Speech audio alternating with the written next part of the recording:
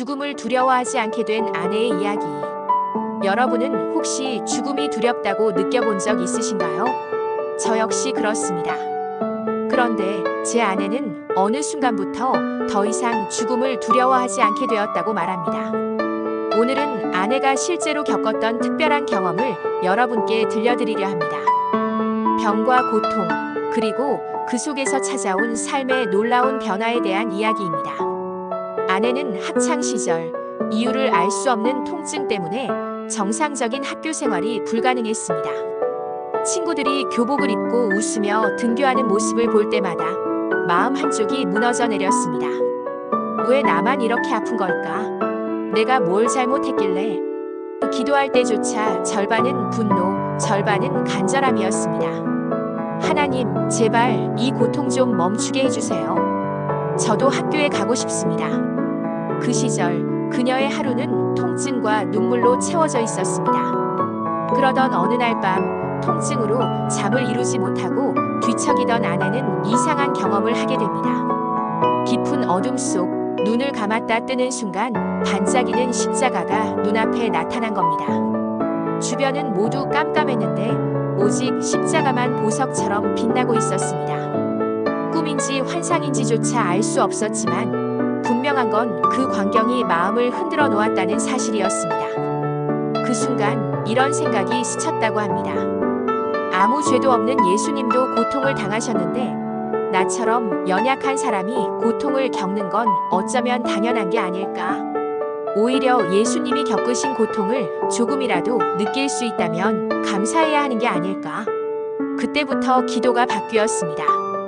빨리 낫게 해주세요에서 이 고통 속에서도 함께 해주세요로 기도의 방향이 바뀌자 마음에 이상한 평안이 찾아왔습니다.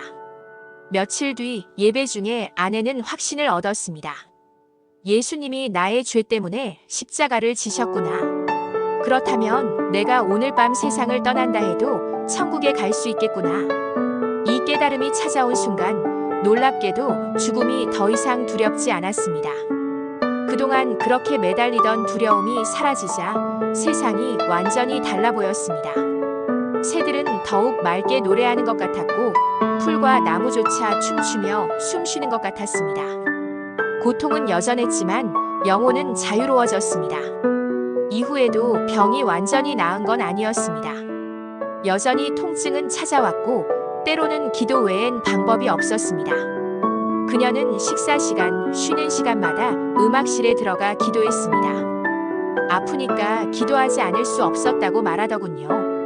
돌아보면 그것이 바로 하나님께서 주신 기도 훈련이었습니다. 3년 동안 하나님은 그녀를 기도의 자리로 부르셨고 결국 신앙을 단단하게 다져주셨습니다. 시간이 흐른 뒤 아내는 알 수 없는 병에서 해방되었습니다. 그리고 깨달았습니다. 그 모든 고통은 단순한 불행이 아니라 하나님이 믿음을 키우기 위해 허락하신 과정이었음을 이제 그녀는 말합니다. 죽음을 두려워하지 않을 때 비로소 삶이 감사와 기쁨으로 채워졌다고. 여러분, 우리는 누구나 고통을 피하고 싶어 합니다. 하지만 때로는 고통이 우리를 성장시키고 삶을 새롭게 바라보게 만듭니다. 아내의 이야기는 단순히 병의 치유가 아니라 죽음을 넘어서는 용기와 새로운 삶의 시작에 관한 이야기였습니다.